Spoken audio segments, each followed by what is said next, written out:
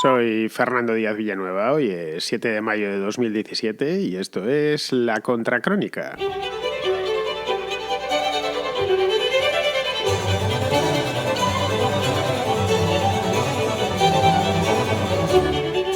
Bienvenidos otra semana a la Contrarréplica, el día del oyente, la Contracrónica, el día que vosotros llamáis o me dejáis una nota y yo, en la medida de mis posibilidades, siempre modestísimas, pues respondo. Muy bien, es muy fácil participar en esta sección, como bien sabéis los que participáis todas las semanas, incluso todos los días, porque prácticamente todos los días hay Contrarréplica, aunque sea un par de ellas al final del programa. Es tan fácil como dejar una nota de voz en el 690-827909, con el más 34 delante si vuestro teléfono móvil no es español. Dejar la pregunta aproximadamente, o la reflexión o el comentario, aproximadamente un minuto, más o menos, segundo arriba, segundo abajo, y ya está. Y yo me llega, la guardo, y le voy dando salida conforme me van llegando, ya sea en la contrarréplica, ya sea en los programas, durante la semana. Muy bien, pues no me entretengo ni un segundo más, porque hay bastante que responder, y nos vamos directos a la contrarréplica de hoy domingo 7 de mayo.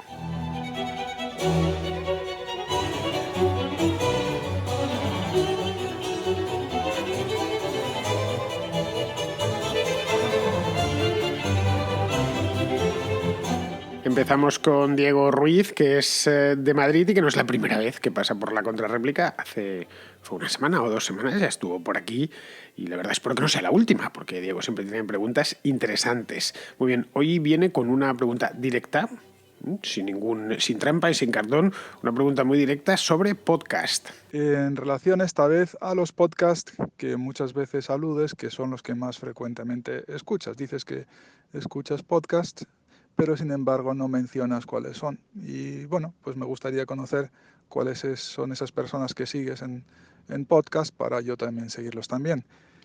Por mi parte, yo sigo podcasts en Estados Unidos y recomiendo a ti, tanto como a los oyentes, 3. Primero el de Tom Woods, que este es imprescindible. Segundo el de Jason Stapleton, que este también es fundamental para el día a día libertario.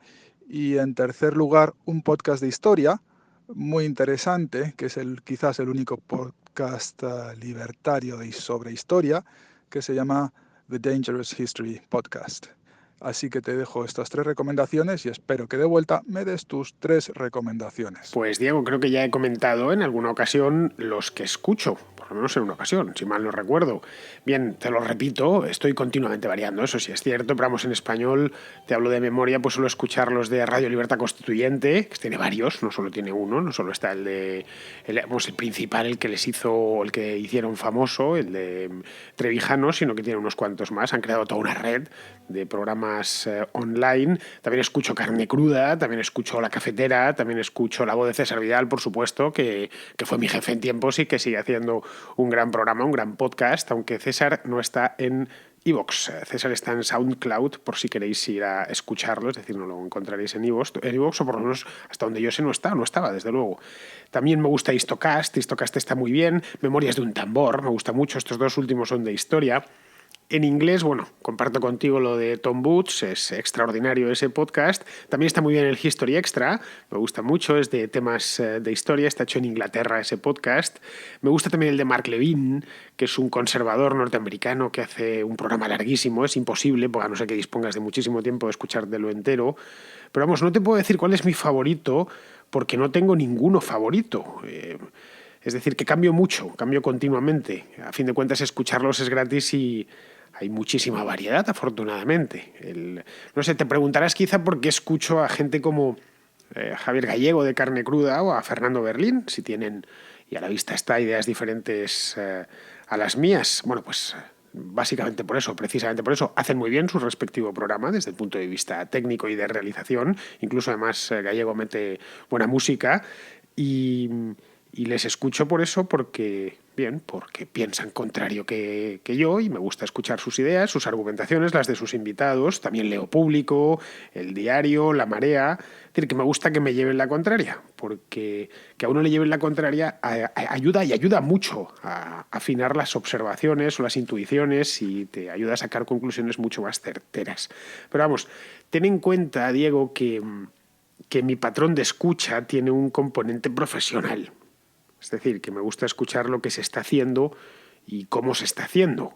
Es decir, así que lo mío no creo que sea muy extrapolable. A veces escucho durante una semana a un tío en concreto porque me gusta y quiero estudiarle bien y después pues se me pasa, pienso que no tiene más interés y me paso a otro. Estoy continuamente barriendo como si fuera una araña, en podcast especialmente en español, también algunos en inglés, pero sobre todo en español, a ver qué es lo que hay, pues caray, en el mercado, que a fin de cuentas yo me muevo. Muy bien, pues continuamos. José Miguel, que es de mi queridísima Guatemala, tiene una duda sobre esa fuerza de la naturaleza, no encuentro mejor término para describirle, llamada Miguel Anxo Bastos. Y te quería hacer una pregunta. He estado viendo unos videos últimamente de Miguel Bastos acerca de una teoría, de una tesis que él tiene acerca del conservadurismo, creo que medieval, y de cómo antes la iglesia y sobre todo las aristocracias se dividían los poderes para que mantuviera como un cierto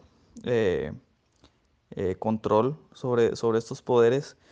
Y mi siguiente pregunta era, bueno, son dos. Una, si tú estás, bueno, vos estás a favor de este conservadurismo antiguo, pues actualmente se le llamaría libertarianismo. Y mi siguiente pregunta es que si todavía sigues oyendo de las, de la noticia de Guatemala y si has oído de la última reforma constitucional que se está preparando o que se está discutiendo en el país, la cual hace un pluralismo jurídico el cual le otorga a los indígenas sus propias leyes y sus propias formas de juzgar. Y te quería preguntar, bueno, tu opinión sobre ello y si es bueno o malo o qué se espera de si se aprueba esta nueva reforma constitucional. A ver, José Miguel, a mí las observaciones de Bastos y los estudios de Bastos me parecen sumamente interesantes en todos sus aspectos. Yo con Bastos puedo decir que he aprendido muchísimo a lo largo de los años y me gusta escucharle y hacerle preguntas y además es que suele tener razón por lo general y te lo argumenta muy bien. Cuando te dice algo que te sorprende de primeras, le dices, por favor, Miguel, amplíame, es decir, sácame más, dame más y te va completando el puzzle hasta que al final te deja el puzzle completamente hecho y dices, cojones, tenías razón, es verdad. Lo habías pensado bien. Miguel Anxo estudia mucho, lee mucho, le dedica mucho tiempo a trabajar cada una de sus ideas, entonces él no habla por provocar ni nada por el estilo. Es decir, cualquier cosa que Bastos digas que está muy bien trabajada desde el punto de vista teórico. Y además no tiene complejos, es decir, que le da igual lo que le llamen, lo cual ayuda pues a que sea independiente y a que no tema que digan que es de aquí o que es de allá, ¿no? Bien, tendemos a pensar, y esto ya metidos más a fondo en este tema, tendemos a pensar muchas veces que el mundo empieza en 1789 o en 1812, o qué sé yo, en 1830 o 1848, es decir, en algún momento las revoluciones liberales, y que antes de todo eso, pues el mundo occidental era poco menos que tinieblas y sufrimientos, y no es exactamente así. Es decir, las revoluciones liberales trajeron cosas muy buenas, pero también algunos monstruos, como es el caso del Estado-Nación, que es algo que nuestros antepasados desconocían, eso de la identificación del Estado con la nación y unas cuantas cosas más. Respecto a lo segundo, que me comentas de Guatemala, ¿no? Que si sigo las noticias de allí, pues sí, claro que sigo las noticias de Guate, no tanto como cuando vivía allí, como es lógico, pero vamos, que no hay semana que no le eche un vistazo a alguna noticia, ya sea porque he entrado en prensa libre y la he visto, porque me la ha pasado a alguien. Allí dejé amigos, claro, que me mantienen al corriente. Sigo a chapines en Twitter con los que hice amistad. Entonces, pues muchas veces estoy mirando, echando un vistazo por la mañana y veo pues que Pedro Trujillo, por ejemplo, pues ha colgado un link a un sitio y me lo leo. Más o menos como conozco el dramatis personae y conozco quién es quién y tal igual, pues más o menos me entero. Respecto a lo de los indígenas, pues sí lo he ido siguiendo. Esto es de este semestre, ¿no? Creo que andaban en febrero por ahí discutiéndolo. Pues, a ver cómo te lo explico porque es un tema complejo. Es decir, básicamente lo que se está decidiendo es si se les da un fuero específico a ciertas comunidades. Así, a grandes rasgos, a grandísimos rasgos.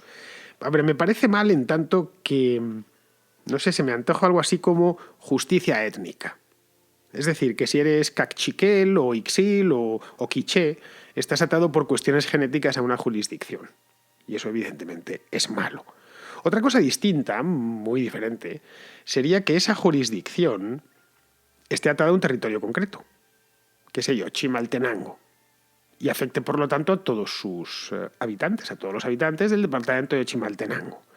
En ese caso lo que nos encontraríamos sería competencia, es decir, competirían los departamentos como compiten hoy los estados de Estados Unidos o los países de la Unión Europea, compiten sus respectivas legislaciones.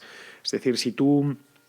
Y eso se ve, por ejemplo, en muchas cosas, ¿no? Luxemburgo es un estado pequeñito y muy competitivo desde el punto de vista legislativo, mientras que otros no lo son, caso de Francia o caso de Grecia.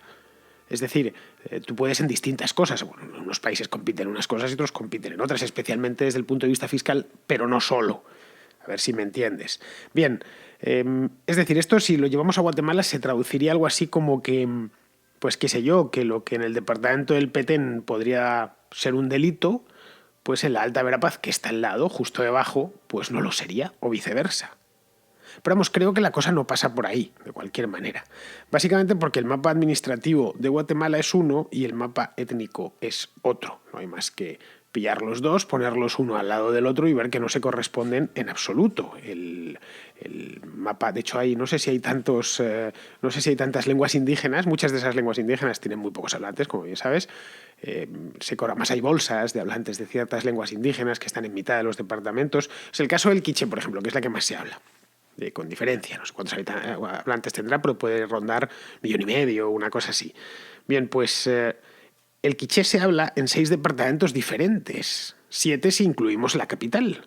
Entonces, ahí, ¿cómo vas a crear una legislación para el pueblo quiché o para los quiché hablantes? Habría que definir primero qué son los quiché.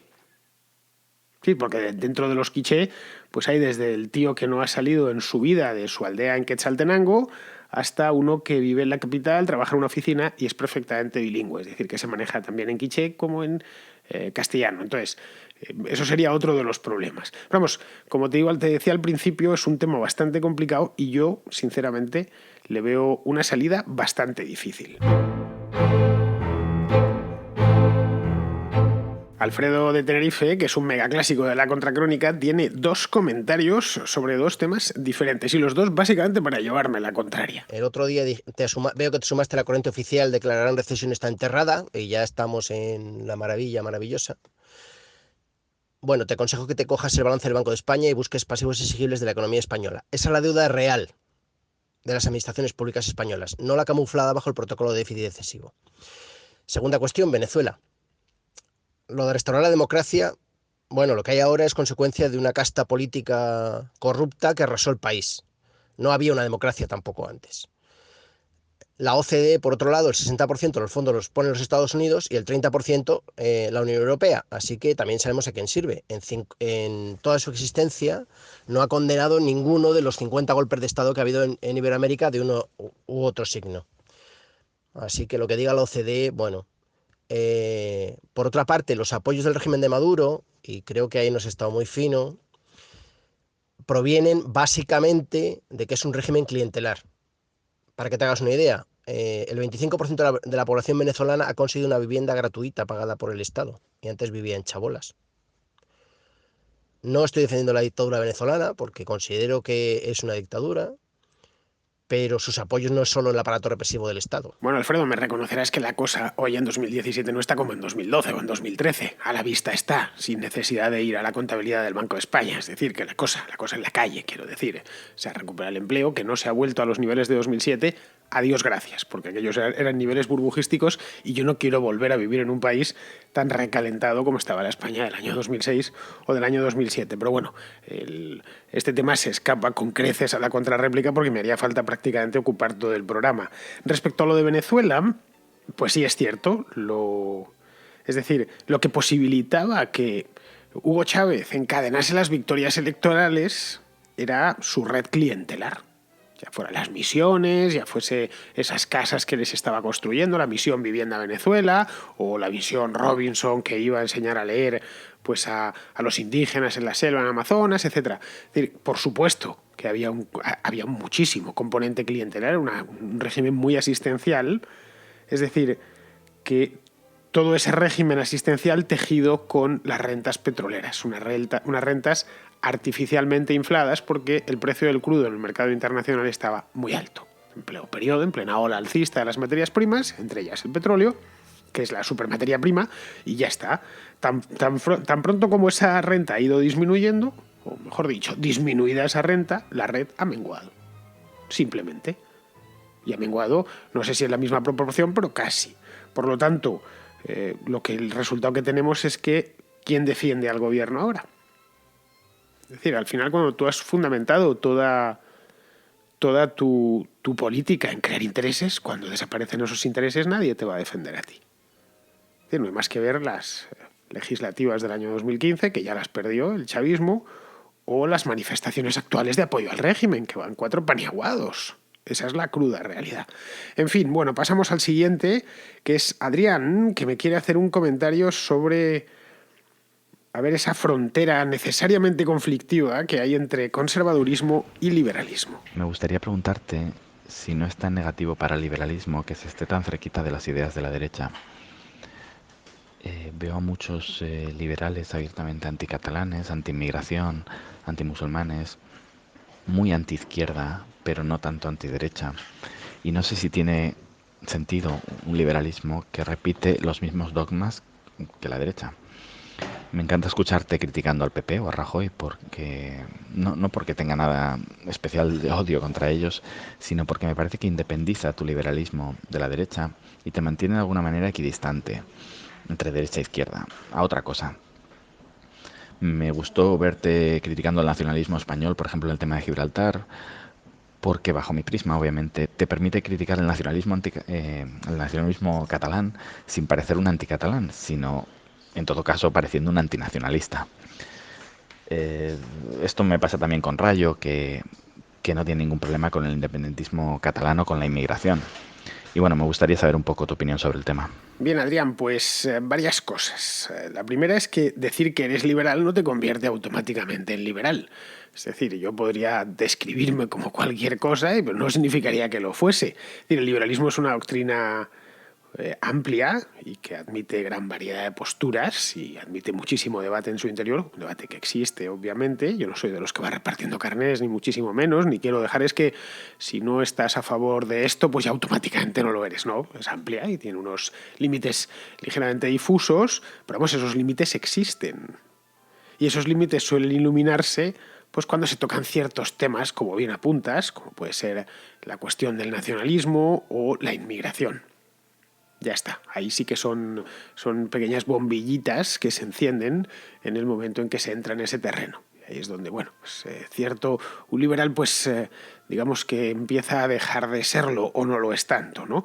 Yo, respecto a mí por lo menos, yo procuro ser coherente, es decir, que digo que me gusta mucho darle vueltas y falsar mis propias ideas y mis propias conclusiones. Es decir, que trato de que unas ideas encajen con las otras.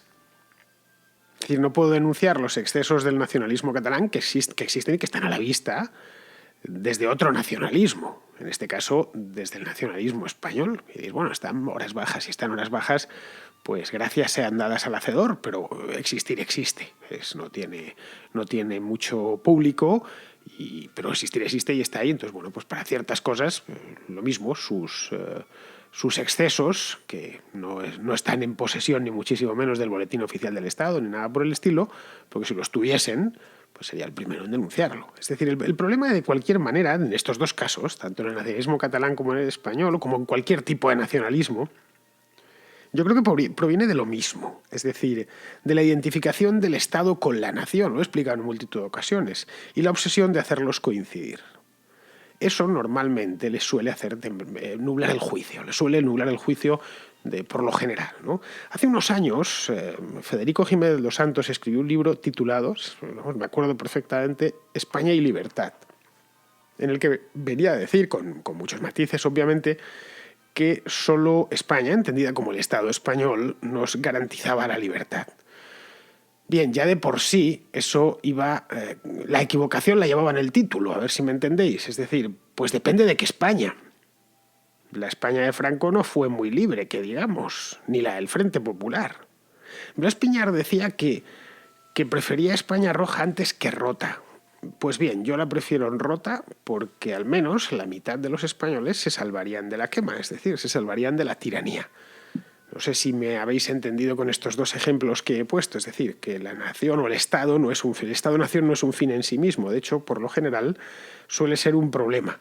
Más o menos creo que ha quedado tu pregunta respondida. De cualquier manera, siempre nos vamos a encontrar con las ideas políticas no tienen límites muy claros, entonces son difusos, ya decía antes, y hay puntos de mezcla por no ver de que se viaja por ellas. Es decir, no todos pensamos lo mismo a los 20 que a los 40, ni a los 40 que a los 60. Las cosas cambian, lo principal debe mantenerse, pero a partir de ahí se va evolucionando. A veces podemos decir, en lugar de evolucionar ha involucionado, pero bueno, vamos a continuar en Venezuela. Allí tenemos a José Peters, que escucha la Contracrónica, según me cuenta, pues casi cuando la subo, en plena madrugada aquí en Europa, y bien, pues no se le ha ocurrido mejor idea a este oyente venezolano, a José, que esta misma. Soy de Venezuela, estoy actualmente en mi país y bueno, soy un seguidor tuyo de tus podcasts, como La Contracrónica, La Contrahistoria. Leí una parte, no sé si habré leído tu libro completo de Historia Criminal del Comunismo, porque es un libro que bajé en PDF y no sé si estará completo, pero de hecho me pareció muy interesante. Y quería saber si había una manera de escuchar tus podcasts en directo. Acá ahora son las 6 de la noche, me imagino que es medianoche en España. Gracias, Fernando. Pues mira, José, no hay Contracrónica en directo, no la hubo nunca y no la habrá. Simplemente, al menos mientras esté concebida como está concebida actualmente, ¿no? La Contracrónica es un programa en diferido y está pensado para emitirse o para darse en diferido. Es decir, además tampoco podría hacerla en directo, aunque quisiese, porque no sé cómo se hace, si te soy sincero. Sé que existe una posibilidad ahí de emitir una cosa en YouTube, pero vamos, la mayor parte de oyentes de este programa no entran por YouTube, entran a través de aplicaciones de podcast que beben del feed de iVoox, tales como iTunes, como Podcast Addict, como TuneIn. Estas no tiran de YouTube, es decir, YouTube es una parte importante, indiscutiblemente, pero no la principal ni muchísimo menos. Y la posibilidad de emitir en directo a través de iTunes creo que es cero, por lo que hasta donde yo tengo entendido. YouTube es una buena herramienta, pero no es ni muchísimo menos la única. Pero vamos, que aunque supiese y aunque se pudiese hacer, tampoco la haría. Básicamente porque no creo que compense el esfuerzo que lleva a hacer una realización en directo de un programa de radio, que es laborioso hacerlo en directo, quiero decir. Esto a fin de cuentas está hecho en diferido y una vez tengo todo el audio dentro de la línea de tiempo, pues lo ajusto, lo corto, le pongo la música para que todo encaje bien y para que la experiencia de escucha pues sea buena, ¿no? Es decir, ¿qué ganaríamos haciendo lo mismo pero en tiempo real? Pues ganaríamos que yo muchas veces no estaría en lo que tengo que estar, porque tendría que estar ajustando, viendo que no falla nada, metiendo la música, buscándola, lanzándola, etcétera. Y además piensa una cosa, José, tú prácticamente lo escuchas en directo, porque lo subo y si os veo, según lo subo veo que empiezan a entrar unos cuantos oyentes durante los primeros 10, 15 minutos después de subirlo. Bien, pues eso es que estáis todos en América, porque hasta ahora, a esa hora en España está todo el mundo durmiendo. O sea que prácticamente lo escucháis en directo. Muy bien, pues vamos a continuar con Julio, que está en Maguncia, que esto es una ciudad alemana. Pero antes vamos a dejar que suene un poquito, 10 segundos, ya sabéis, de música.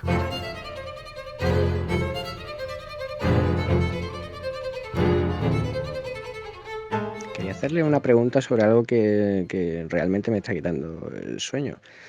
Me considero una persona liberal, el término liberal, y llevo unos días escuchando unas conferencias en inglés y resulta que el término liberal en inglés de Estados Unidos significa exactamente todo lo contrario a lo que significa en España. De hecho, Hillary Clinton en Estados Unidos es una persona considerada liberal. Todos los medios de comunicación que la apoyan lo llaman los liberal media. Entonces, me ha llamado mucho la atención porque yo pensaba que el término liberal viene del español y ellos lo han adoptado de una manera errónea, no lo sé. Lo que sí he podido averiguar es que ellos la ideología liberal, digamos a los valores liberales más que ideología, lo llaman libertarian o directamente conservadores. Y Y no sé si usted pues sabría la historia de cómo llegó esto a deformarse de una manera tan escandalosa, que ciertamente a mí me está quitando el sueño. Efectivamente, Julio, yo creo que a todos nos sucedió en su momento que nos encontramos con este mismo problemilla terminológico. Nos causó la misma sorpresa. En Estados Unidos, liberal quiere decir progre, lo que nosotros en España conocemos como progresista. Cuando tú lees liberal media, estamos hablando de los medios progres, simplemente. Y siempre que utilizan la palabra liberales para referirse a pues lo que diríamos, un progresista, un izquierdista aquí, ¿no? Tampoco estamos hablando de un comunista, pero sí un socialdemócrata, aproximadamente, ¿no? Así ya he dicho antes que lo de las ideologías pues es difuso, entonces no, pero más o menos os hacéis una idea, ¿no? La palabra liberal, ya que me preguntas su origen, efectivamente es de origen español, por lo menos en su acepción política. Obviamente la palabra liberal viene del latín, de liber, y es mucho más antigua, ¿no? Ya se había empleado previamente, pero la primera vez que se la emplea con intención política fue en España, porque tiene otras acepciones, que puede ser liberal, puede ser generoso, y de hecho es generoso también. Liberal puede ser tolerante, cuando alguien está hablando, no es un tipo muy liberal, es una persona que no significa que esté a favor de las bajadas de impuestos o de la eliminación del IRPF, no, simplemente pues que es muy liberal, significa que es muy tolerante, que es una persona abierta. Bien, cuando hablamos de liberal nosotros hablamos desde el punto de vista político, y ahí se fue en España, en concreto a raíz o al rebufo de la Constitución de 1812, cuando se empezó a emplear. Se empezó a emplear primero en España, eso luego se difundió, ese término se difundió por otros países europeos, de ahí que en alemán se dice igual, ¿no? El Partido Liberal Alemán, ellos se llaman Die Liberalen a sí mismo, los liberales, si bien lo sabrás si estás en Maguncia, y la palabra pues la pillaron en su momento, vino desde España, ¿no? El tema es que no llegó nunca a Estados Unidos como tal, se difundió bien por Europa, pero no por Estados Unidos, pero porque allí no era necesario. Es decir, allí tanto republicanos como demócratas en el siglo XIX ya eran liberales.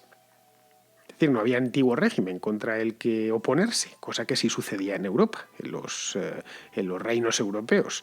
Es decir, no había reaccionarios, en una palabra. Aquí sí los tenían, aquí podían decir, los liberales somos los que estamos en contra, pues qué sé yo, pues de los carlistas, en el caso español. En Italia, pues los liberales somos los que estamos en contra de los que defienden la existencia del reino de las dos Sicilias. Eso puede ser el liberal. O en Alemania. Pero esa circunstancia no se daba en Estados Unidos. Luego el término llega mucho más tarde, porque termina llegando, obviamente, y no aterriza ya en los Estados Unidos hasta el siglo XX, en concreto hasta los años 30 del siglo XX, aterriza ya muy desgastado, cuando Franklin Delano Roosevelt, lo emplea para definir sus políticas de gasto público, de Estado grande, de impuestos altos, etc., es decir, su New Deal. Y a partir de ahí forma parte o se integra dentro de la cultura política norteamericana. Y se integra a través de ese vector, del vector del democratismo, el ala más socializante del democratismo. Y así ha llegado hasta hoy, han ido incorporando causas nuevas, ¿no? Pues el tema del racismo, el feminismo, las luchas famosas del 68, es decir, ha pasado por todos los presidentes, el propio Kennedy también se definió liberal, Johnson, Carter, Clinton, Obama es el último gran presidente liberal. Pero vamos, si en Estados Unidos tú pones el classical delante, es decir, yo soy classical liberal, soy liberal clásico, en ese caso lo entienden a la perfección, es decir, no te van a poner ninguna pega, van a saber perfectamente a qué tipo de liberalismo te refieres. Nosotros al liberalismo progre de los Estados Unidos, al liberal americano, lo que llamaríamos aquí sería social liberal, una cosa así, pero tampoco, porque va un poquitín más a la izquierda. De todas maneras, como ya he dicho, estas cosas siempre tienen unos límites muy indeterminados. Entonces, es poco, digamos que el pensamiento político es poco digital, es muy analógico. Depende de... Por eso hay tantas doctrinas, tantas ideologías, tantos movimientos políticos. Muy bien, Adrián, pues creo que con esto la cosa queda más que respondida. Vamos a pasar al siguiente y ya al último, porque se nos ha echado para variar el programa encima.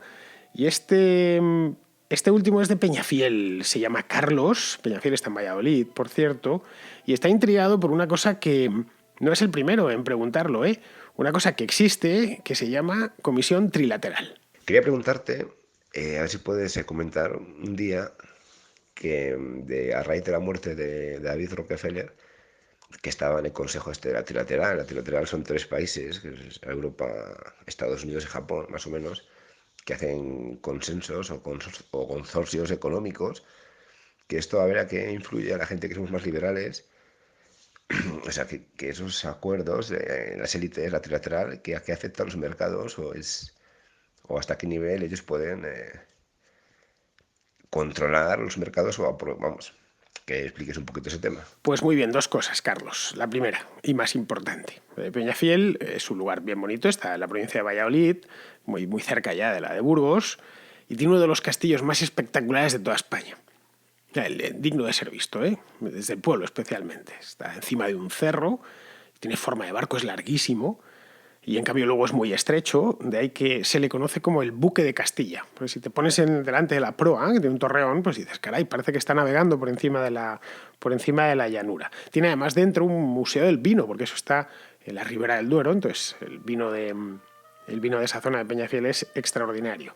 Yo, sinceramente, merece la pena visitarlo. Si estáis en Madrid, no digamos ya si estáis en Valladolid, pues los de Valladolid creo que han ido todos a Peñafiel, pero vamos, que es uno de esos lugares que pilla justo entre la carretera de Burgos y la de La Coruña, entonces no pillan ninguna autopista a mano, como pues puede suceder, qué sé yo, con Aranda de Duero, que sí está en la Nacional 1, entonces creo que no es tan visitado como otros lugares de Castilla y León, así que esa injusticia histórica de que no metiesen la carretera general por ahí hay que corregirla desviándose de cualquiera de las dos. Muy bien, respecto a lo de la trilateral, esto que comentas, pues en fin, ¿qué quieres que te diga? Yo creo que eso de la trilateral es un invento de un diletante sobrado de dinero y de tiempo libre como David Rockefeller, nada más, que nunca sirvió de nada, que no sirve de nada y que nunca servirá de nada. Esa es la cruda realidad y demuéstrame lo contrario, por favor. Yo los conspiranoicos me encantan, pero cuando les pides demostraciones de los supuestos efectos nocivos de estas cosas, bueno, no te dan más que opiniones, interpretaciones. No, a ver, dime, ¿dónde está el problema? ¿Que exista? Pues que exista, mientras no me hagan pagarlo a mí. En ese caso podría decir, oye, que no queremos pagar esta chorrada, pagamos un montón de chorradas. Básicamente, cuando digo que hablo aquí de la OEA y de estos sitios, tampoco sirven para nada. Lo único que esas están formadas por políticos. La trilateral es concretamente, pues, básicamente es un club de millonarios con ínfulas de hombres de Estado que carece por completo de capacidad normativa, es decir, no ha salido ninguna ley ni nada que se le parezca de la trilateral, y que a lo más, pues, sirve algo así como de patio de recreo, de patio de juegos a unos cuantos ricos, pues que ya de paso aprovechan para hacer turismo durante la reunión anual y hablar de sus cosas. Y dice, bueno, pues mira que bien, este año toca en Kioto la reunión anual de la trilateral, que vamos a estar allí, ¿no? Y allí podemos hablar entre nosotros, que somos todos ricos, somos todos importantes, hemos sido gobernadores de bancos centrales, etcétera, y hablarán de sus cosas. Obviamente sus cosas, pues, a ver, no se reúnen, qué sé yo, contables de una empresa, se reúnen gente que tiene o ha tenido en muchos casos, la mayor parte, que ha tenido cierto relieve, pero poco más. En fin, que yo temo que se reúna el Consejo de Ministros y lo hace cada viernes. De ahí sí salen normas y de ahí sí salen soralladas que me afectan. Caray, que sí me afectan y te afectan a ti también en Peñafiel. Y me temo que se reúna la Comisión Europea, pero no temo que se reúna la trilateral, que por cierto lo hace solo una vez al año. Eso es como eso del Club Bilderberg, que ya sabéis que al parecer gobierna el mundo y cosas así. Y por supuesto no lo gobierna, pero bueno. En fin, bueno, pues queridos amigos, hemos llegado al final ya de la contrarréplica de hoy. No me ha dado tiempo a meter más preguntas, no sé si han salido 6 o 7, pero he procurado ir un poquitín más rápido para meter más, pero bien, no puedo estirar más la contra de lo que está llamado a durar, que es, ya sabéis, aproximadamente una media hora. Así que nada, con esta última llamada de Carlos de Peñafiel me despido de vosotros. Hasta mañana.